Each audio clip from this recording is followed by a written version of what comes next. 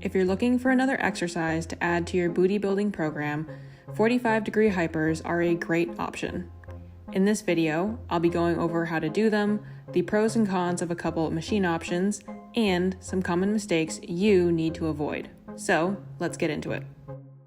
Regardless of which machine you choose, your body position and form should be the same. Feet should be on the plate and turned out about 45 degrees while your ankles are braced against the pad.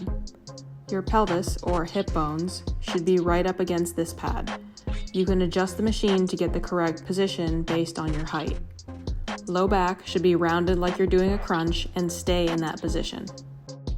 Then, squeeze your glutes and drive your pelvis into the pad as much as you can, as if you're doing a hip thrust. That should be what brings your upper torso up. It's a smaller range of motion, completely driven by a glute drive. Now, let's talk machine options. Chances are your gym has one of these multi-purpose machines that you can use, or maybe they have a more specialized machine like this plate-loaded one. With this standard machine, the pros are this can be found in most gyms since it's multi-purpose. So no matter what gym you're at, you'll probably be able to do this exercise. Also, you'll have plenty of options to hold on to as resistance, weight plate, easy bar, dumbbell, etc. However, that also means you are limited by what you can hold on to. As you increase the weight, your grip may be the limiting factor instead of the resistance. Also, you may find you can't go as low for more tension on your glutes because of your distance to the floor. For this plate-loaded machine, the pros are, it's easy to increase the weight on here because you have one handle to hold on to and where you load the weight is separate. You're also higher off the ground, so you can lower yourself further to increase glute tension and range of motion. The cons, however, are, even with this option, if you have a longer torso or arms like me, you may find you still can't quite lower all the way for max range of motion.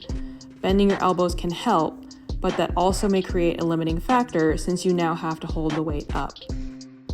But personally, I find this machine a much better option than the standard one. Now, here are some common mistakes I see a lot. Straightening your back. This will take the activation off your glutes and put it into your back and hamstrings as well. Now, if that's your goal for back extensions or a different exercise, then fine. But if you're trying to target your glutes, you're not going to hit them that way. Keep your low back rounded throughout the movement, and as you drive your hips into the pad, your upper torso shouldn't come higher than your hips. It's a smaller range of motion than you might think, and will take some getting used to.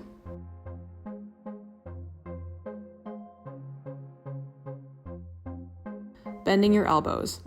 This is not a row. Your glutes are driving the motion, not your biceps. You're not trying to pull the weight up towards your chest. If you need to bend your elbows because your arms are longer like mine, and you want to maximize range of motion, bend your elbows so you can lower down further with the weight, but lock your lats and keep your elbows in that position so they don't bend further. Too much too soon. Loading on too much weight before you master the form is a recipe for back injuries. Make sure you're doing these 45-degree hypers correctly and getting the proper glute drive before you start increasing the resistance. If you don't, you're likely going to compensate with your low back and possibly injure it in the process. So, that being said, give these a try and add it to your next glute day. If you found this video helpful, give it a like, share, and subscribe for more. Thanks for watching.